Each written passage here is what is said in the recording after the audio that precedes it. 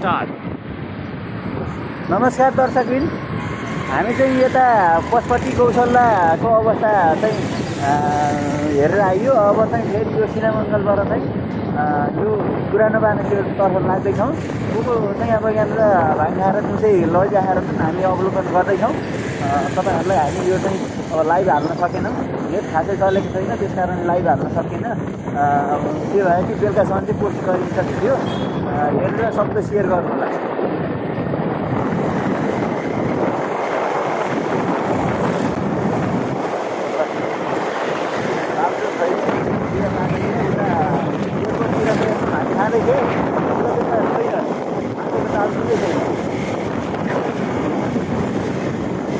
सायद यो त्यो अफिस एरिया भएर होला, अब अफिसहरू लागिरहेको होला। फुर्सतिला जति सबै उता गौशाला पशुपतितिर छन्।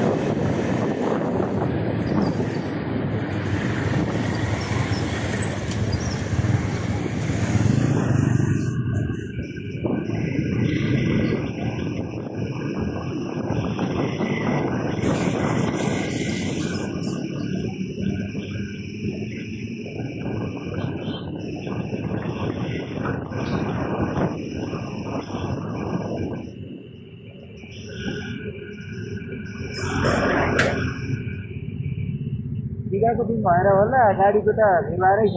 हिजो अस्ति त यतिको भिड हुँदैन थियो।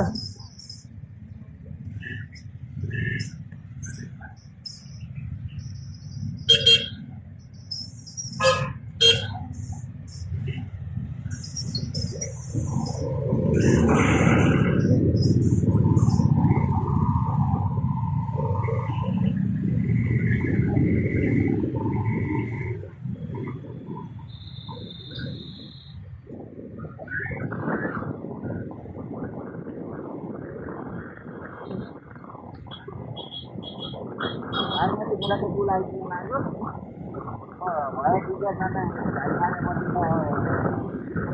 भेटिनु सक्दैन, खाँदै गरेपछि भेटिनु सक्दैन। अब यतिखेर माथि हालेका छैनन्।